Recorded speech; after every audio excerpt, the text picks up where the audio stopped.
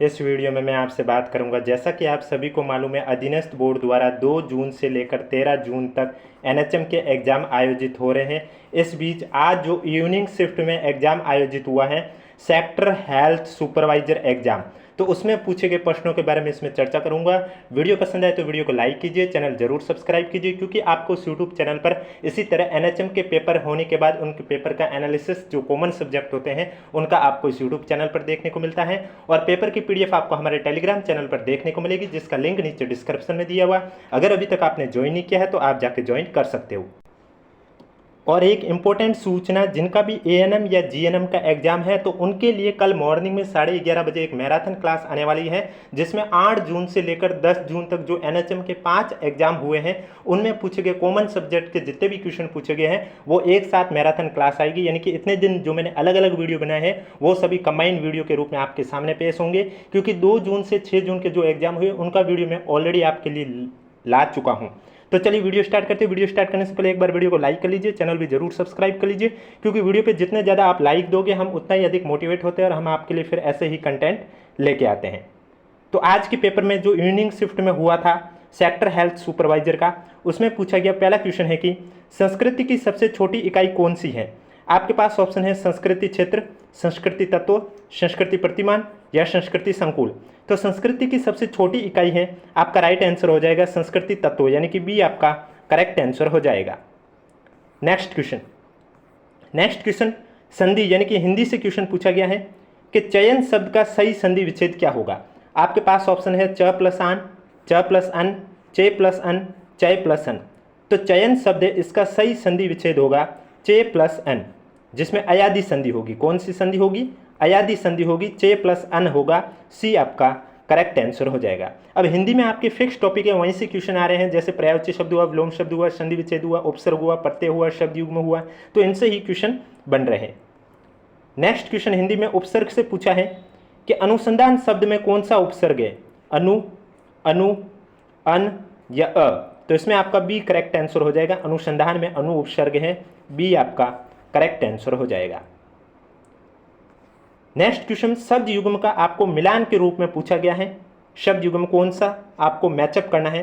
तो जैसे कि सबसे पहले दे रखा है अंश, तो इसमें आपका अंश का हो जाएगा कंधा, यानी कि जो सड़क वाला दे रखा है अंश में, इसमें तो हो जाएगा कंधा, और जो अंश शंकर वाला दे रखा है, इसमें आपका हो जाएगा हिस्सा। तो अब ए में देखोगे चौथा, और ऑप्शन में जब देखोगे तो सिर्फ डी में ही ए का चौथा है, तो बाकी चेक करने की भी आवश्यकता नहीं है। ऐसा करने से क्या आपका एग्जाम में समय भी बचेगा, और जैसा कि मैंने आपको पहले भी कहा है, एग्जाम में चाहे वो शब्द युग्म में आप हो या पर्यायवाची शब्द हो, और आपसे मिलान में पूछे और आप स्टार्टिंग के 2 वर्ड देख रहे हैं, आपको नहीं आ रहा, तो उससे स्किप ना करिए, आप बाकी के 2 और देख लीजिए। क्या पता कोई ना कोई आपको क्लू जरूर मिलेगा जो सिंपल लैंग्वेज में लिखा हुआ होगा। जैसे अगर यहाँ अगर अंत्य या फिर अंत होता तो आप शायद नहीं ढूंढ पाते, लेकिन अंश का आपको मालूम होता है, एक हिस्सा होता है और एक कंधा होता है, तो उससे आप मैचअप कर सकते थे। तो आगे दे रखा है अंत, इसका जो हो जाएगा वो समाप्ति हो जाएगा। अंत्य में क्या हो जाएगा? अंत्य में आपका हो जाएगा अंतिम। तो इसका मतलब जो करेक्ट आंसर है चौथा, तीसरा, दूसरा, पहला। तो मैंने आपको पहले भी कहा है, एग्जाम में सुमिलित वाले जो क्वेश्चन होते हैं पर्यायवाची शब्द युग्म में, तो उसमें आप एक एक चीज़ देखिए, क्योंकि कहीं ना कहीं आपको ऐसा क्लू जरूर मिलेगा जो बहुत ही सिंपल लैंग्वेज में लिखा होगा, और उसी से आप उस क्वेश्चन को सॉल्व कर लोगे। अभी तक जितने भी पूछे गए वो सभी इस तरीके से सॉल्व हो रहे थे, यानी कि एक पॉइंट मिलते ही पूरा क्वेश्चन सॉल्व हो गया। अब नेक्स्ट क्वेश्चन पर्यायवाची शब्द पूछा है कि किस समूह के सभी शब्द बादल हैं, यानी कि जो ऑप्शन में आपके हर ऑप्शन में 3-3 का सेट दे रखा है, तो वो कौन सा सेट है जिसमें तीनों के तीनों सेट है वो बादल के पर्यायवाची शब्द है। आपके पास ऑप्शन है क्षीणनिधि, वारिद, उदधि, अवधि, निर्धि, घन, वारिद, जलधर, पयोद, मेघ, घन, वारिधि। तो बादल के पर्यायवाची शब्द सी में जो दे रखा है वारिद, जलधर, पयोद, ये तीनों समूह आपके बादल के पर्यायवाची शब्द है, यानी कि सी आपका करेक्ट आंसर हो जाएगा। इसके अलावा अगर अभी तक वीडियो को लाइक नहीं किया तो एक बार वीडियो को लाइक कर लीजिए, चैनल भी जरूर सब्सक्राइब कर लीजिए। ये क्वेश्चन देखिए रिपीट हो चुका है, यानी कि ये एक बार और पूछा जा चुका है पहले भी किसी पेपर में एनएचएम के, कि RMNCH+A की फुल फॉर्म क्या है। आपके पास ऑप्शन है प्रजनन, मातृ, नवजात, बाल और किशोर स्वास्थ्य, क्षेत्रीय मातृ और बाल स्वास्थ्य देखभाल दृष्टिकोण, ग्रामीण चिकित्सा नेटवर्क बच्चों और वयस्कों के लिए, प्रजनन और सामुदायिक स्वास्थ्य के लिए चिकित्सा नेटवर्क। तो RMNCH+A की जो फुल फॉर्म है वो है प्रजनन मातृ, नवजात, बाल और किशोर स्वास्थ्य, यानी कि ए आपका करेक्ट आंसर हो जाएगा। पेपर की पीडीएफ आपको हमारे टेलीग्राम चैनल पर देखने को मिलेगी, जिसका लिंक नीचे डिस्क्रिप्शन में दिया हुआ है। नेक्स्ट क्वेश्चन है, भारत में सार्वभौमिक टीकाकरण कार्यक्रम कब शुरू किया गया था? 1980, 1985, 1990, 1995। तो भारत में सार्वभौमिक टीकाकरण कार्यक्रम है, यह आपके 1985 में शुरू किया गया था। बी आपका करेक्ट आंसर हो जाएगा। नेक्स्ट क्वेश्चन है आपके सामने, माइंड, सेल्फ एंड सोसाइटी पुस्तक किसने लिखी है? C.H. कुले, G.H. Beed, Anthony Giddens, Sigmund Freud. तो माइंड, सेल्फ एंड सोसाइटी पुस्तक है वो आपके G.H. भीड़ ने लिखी है, यानी कि बी आपका करेक्ट आंसर हो जाएगा। Next question, the cultural background of personality पुस्तक के लेखक कौन है?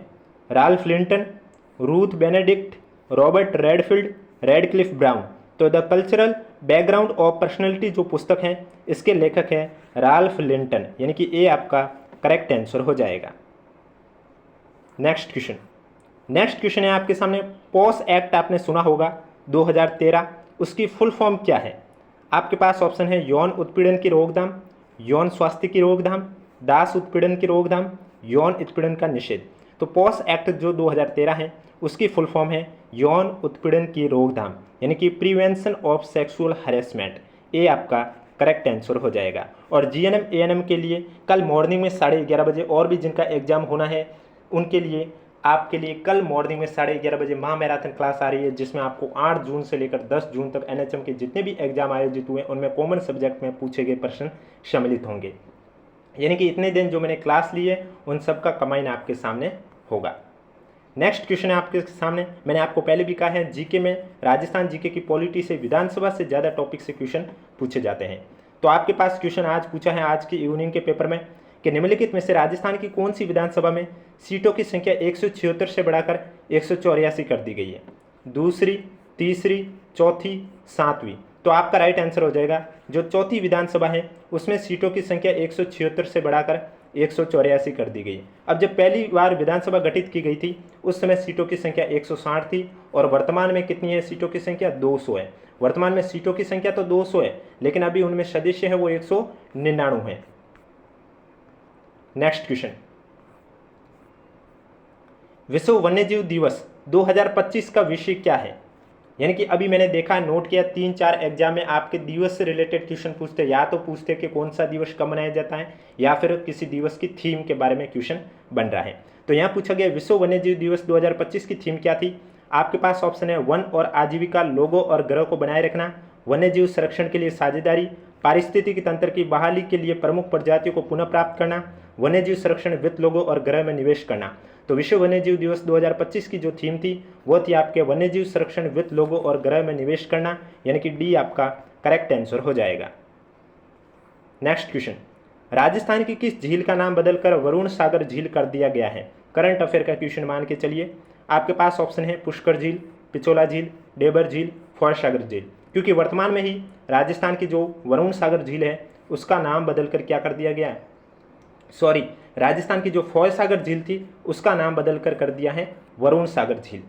यानी कि पहले इस झील का नाम था फॉयसागर झील और अब कर दिया है वरुण सागर झील। डी आपका करेक्ट आंसर हो जाएगा। नेक्स्ट क्वेश्चन, निम्न में से कौन सा असंक्रामक रोग है? अब ये क्वेश्चन भी बार बार पूछा जा रहा है कि निम्नलिखित में से कौन सा, या तो पूछते हैं संक्रामक रोग या फिर असंक्रामक रोग। संक्रामक रोग वे होते हैं जो फैलते हैं, यानी कि छींकने से या खांसने से दूसरे व्यक्ति में फैलते हैं, वे होते हैं संक्रामक रोग। और असंक्रामक रोग है जो कि नहीं फैलते हैं दूसरे व्यक्ति में, छींकने से या फिर खांसने से जो नहीं फैलते वो असंक्रामक होते हैं। आपके पास ऑप्शन है तपेदिक, मधुमेह, इन्फ्लुएंजा, मलेरिया। तो आपको मालूम है तपेदिक, इन्फ्लुएंजा और मलेरिया ये तो फैलते हैं, यानी कि ये संक्रामक हो गए। तो मधुमेह जो डायबिटीज है ये असंक्रामक है, ये फैलता नहीं है। और कैंसर भी हुआ वो भी असंक्रामक है, यानी कि वो भी फैलता नहीं है। तो बी आपका करेक्ट आंसर हो जाएगा। और वीडियो पसंद आ रहा है तो एक बार वीडियो को लाइक जरूर करें, चैनल भी जरूर सब्सक्राइब करिए, क्योंकि आगे के पेपर भी एनालिसिस आपको ऐसे ही देखने को मिलेंगे। कट ऑफ की बात करें तो 2 जून से 13 जून के एग्जाम कंप्लीट हो जाए, उसके बाद हम सभी सब्जेक्ट के कट ऑफ के बारे में भी बात करेंगे। आशा का पूर्ण रूप क्या है? मान्यता प्राप्त सामाजिक स्वास्थ्य संगठन, मान्यता प्राप्त सामाजिक स्वास्थ्य कार्यकर्ता, समाज विरोधी स्वास्थ्य कार्यकर्ता, या मान्यता प्राप्त सामाजिक स्वास्थ्य उद्देश्य। तो आशा की फुल फॉर्म है मान्यता प्राप्त सामाजिक स्वास्थ्य कार्यकर्ता, यानी कि बी आपका करेक्ट आंसर हो जाएगा। नेक्स्ट क्वेश्चन है आपके सामने, निम्नलिखित में से कौन सा एक open source word processing software है? कंप्यूटर से क्वेश्चन पूछा गया है। आपके पास ऑप्शन है Microsoft word, word perfect office, के राइट या स्टार ऑफिस राइटर। तो इनमें से देखा जाए तो स्टार ऑफिस राइटर है, ये आपका open source word processing software है, यानी कि डी आपका करेक्ट आंसर हो जाएगा। नेक्स्ट क्वेश्चन है आपके सामने, कंप्यूटर का क्वेश्चन है कि निम्नलिखित में से कौन सा मेलवेयर का उदाहरण नहीं है? Firewall, virus, worm, Trojan. तो ट्रोजन हुआ है, वायरस हुआ, वर्म, ये तो आपके मेलवेयर के उदाहरण है, लेकिन फायरवॉल है ये आपका मेलवेयर का उदाहरण नहीं है, ये आपका करेक्ट आंसर हो जाएगा। नेक्स्ट क्वेश्चन आपके कॉलम है, एक साइड आपके लोकेटर डिवाइस है कंप्यूटर के और दूसरे साइड उनका विवरण दे रखा है, आपको सम्मिलित करके करेक्ट आंसर बताना है। तो सबसे पहले कंप्यूटर में आपने देखा होगा ट्रैक बॉल। ट्रैक बॉल क्या कार्य करता है? ट्रैक बॉल आपके स्थिर आधार पर बनी लगी हुई चलने वाली गेंद होती है, वो होती है। टच पैड यानी कि आप कह सकते हैं सपाट स्पर्श संवेदनशील आयताकार सतह। इसके बाद है जॉयस्टिक। जॉयस्टिक आपका होता है वीडियो गेम खेलने के लिए उपयोग किया जाने वाला वायरलेस नियंत्रण या वायर्ड नियंत्रण डिवाइस होता है, वो होता है जॉयस्टिक। और माउस आपका क्या होता है? छोटा हाथ में पकड़ा जाने वाला उपकरण। यानी कि तीसरा, पहला, चौथा, दूसरा करेक्ट आंसर हो जाएगा, तो इसका मतलब राइट आंसर आपका ए हो जाएगा। अब इसमें आप अगर पहले ही सही कर लेते तो बाकी चेक करने की भी आवश्यकता नहीं होती, यानी कि जब पहला चेक किया ट्रैक बॉल का तीसरा हो गया तो बाकी चेक भी नहीं करते तो भी आपका ये क्वेश्चन सॉल्व हो गया। इस तरह से आप अपना एग्जाम में समय भी बचा सकते हैं। नेक्स्ट क्वेश्चन है, राष्ट्रीय खाद्य सुरक्षा अधिनियम किस वर्ष पारित किया गया था? 2010, 2011, 2012, 2013। तो राष्ट्रीय खाद्य सुरक्षा अधिनियम है ये आपके 2013 में पारित किया गया है, यानी कि डी आपका करेक्ट आंसर हो जाएगा। Next question, east India company, GK से क्वेश्चन पूछा गया है कि ईस्ट इंडिया कंपनी के किस गवर्नर जनरल द्वारा सहायक संधि व्यवस्था को सर्वप्रथम तैयार किया गया? Warren Hasting, William Bentinck, Lord Wellesley, Lord Dalhousie. तो इसमें आपका राइट आंसर हो जाएगा ईस्ट इंडिया कंपनी के गवर्नर लॉर्ड वेलेस्ली द्वारा सहायक संधि व्यवस्था को सर्वप्रथम तैयार किया गया, सी आपका करेक्ट आंसर हो जाएगा। नेक्स्ट क्वेश्चन आपसे पूछा गया है कि 1929 ईस्वी में बाल विवाह अवरोधक अधिनियम पारित हुआ था, जिसे अन्य किस नाम से जाना जाता है? बर्मा विवाह अधिनियम, विशेष विवाह अधिनियम, शारदा अधिनियम, आर्य अधिनियम। तो आपका राइट आंसर हो जाएगा 1929 ईस्वी में बाल विवाह अवरोधक अधिनियम पारित हुआ था, इसे शारदा अधिनियम के नाम से भी जाना जाता है, यानी कि सी आपका करेक्ट आंसर हो जाएगा। शारदा एक्ट 1929 याद रखना, बाल विवाह अवरोधक अधिनियम भी इसे कहा जाता है। यह अधिनियम पारित हुआ और उसका नाम बदल कर दिया गया शारदा अधिनियम। नेक्स्ट क्वेश्चन जीके से आपके सामने पूछा गया है क्वेश्चन कि रेडक्लिफ निर्णय संबंधित किससे हैं? आपके पास ऑप्शन है भारत चीन सीमा से, भारत पाक सीमा से, भारत म्यांमार सीमा से या भारत बांग्लादेश सीमा से। तो रेडक्लिफ निर्णय या रेडक्लिफ लाइन की बात करें तो ये आपके भारत और पाक सीमा से संबंधित हैं, यानी कि बी आपका करेक्ट आंसर हो जाएगा। अगर अभी तक वीडियो को लाइक नहीं किया तो एक बार वीडियो को लाइक कर लीजिए, चैनल भी जरूर सब्सक्राइब कर लीजिए, क्योंकि आगे भी एनएचएम के और एग्जाम आयोजित होने हैं तो उनका भी पेपर एनालिसिस आपको इस यूट्यूब चैनल पर मिलता रहेगा। और सभी पेपर आयोजित होने के बाद उनके सभी पेपर का आपका सब्जेक्ट वाइज कट ऑफ का एनालिसिस भी इस यूट्यूब चैनल पर करवाया जाएगा। नेक्स्ट क्वेश्चन में एक साइड एक व्यक्तियों के नाम है और दूसरे साइड उनके आंदोलन के नाम है, आपको सुमिलित करके करेक्ट आंसर बताना है। सबसे पहले जैसे दे रखा अन्ना हजारे, तो अन्ना हजारे द्वारा जो आंदोलन शुरू किया गया था वो भ्रष्टाचार निर्मूलन आंदोलन शुरू किया गया था। उसके बाद है पी सुंदरैया द्वारा तेलंगाना कृषक आंदोलन शुरू किया गया था। उसके बाद मेधा पाटकर द्वारा नर्मदा बचाओ आंदोलन शुरू किया गया था। तो ये एग्जाम में अब आगे ऐसे भी डायरेक्ट पूछा जा सकता है, नर्मदा बचाओ आंदोलन किसने शुरू किया? मेधा पाटकर। या फिर पूछ ले भ्रष्टाचार निर्मूलन आंदोलन किसने शुरू किया? अन्ना हजारे। या फिर पूछ ले तेलंगाना कृषक आंदोलन किसने शुरू किया? पी सुंदरैया। इसलिए आपको तीनों चीज़ पता होनी चाहिए। तो राइट आंसर हो जाएगा सी, ए और बी आपका करेक्ट आंसर हो जाएगा, यानी कि ए आपका राइट आंसर हो जाएगा। नेक्स्ट क्वेश्चन, मानव विकास की अवधारणा विकसित करने वाले अर्थशास्त्री कौन थे? फ्रॉयड, पाइगेट, एरिक्सन, महबूब उल हक। तो मानव विकास की अवधारणा विकसित करने वाले जो अर्थशास्त्री थे वो महबूब उल हक थे, यानी कि डी आपका करेक्ट आंसर हो जाएगा। नेक्स्ट क्वेश्चन आपसे पूछा गया था कि NASW का तात्पर्य क्या है, यानी कि आपको फुल फॉर्म बतानी है NASW की। आपके पास ऑप्शन है राष्ट्रीय सामाजिक कल्याण संघ, national association for social welfare, या राष्ट्रीय सामाजिक कार्यकर्ता संघ national association for social workers, या सामाजिक कार्यकर्ता की राष्ट्रीय मान्यता national accreditation for social works, या सामाजिक कल्याण की राष्ट्रीय मान्यता national accreditation for social welfare. तो NASW की फुल फॉर्म की बात करें तो NASW की जो फुल फॉर्म है वो है राष्ट्रीय सामाजिक कार्यकर्ता संघ, यानी कि national association for social workers. B आपका करेक्ट आंसर हो जाएगा। तो ये थे आज का पेपर जो NHM द्वारा, अधीनस्थ बोर्ड द्वारा NHM सेक्टर हेल्थ सुपरवाइजर जो इवनिंग में एग्जाम आयोजित हुआ था, उनमें पूछे गए कॉमन सब्जेक्ट जैसे कि हिंदी हुआ, GK हुआ, कंप्यूटर हुआ, उनमें पूछे गए क्वेश्चन के बारे में चर्चा की है। वीडियो पसंद आए तो वीडियो को लाइक कीजिए, चैनल जरूर सब्सक्राइब कीजिए। और आगे जिनका एग्जाम है उनके लिए एक इंपॉर्टेंट बात आपको बता देता हूं, जैसे कि आप सभी को मालूम है पेपर में आपके 150 क्वेश्चन रहने वाले हैं। प्रत्येक क्वेश्चन आपका 3 नंबर का है और पेपर आपका है 450 नंबर का।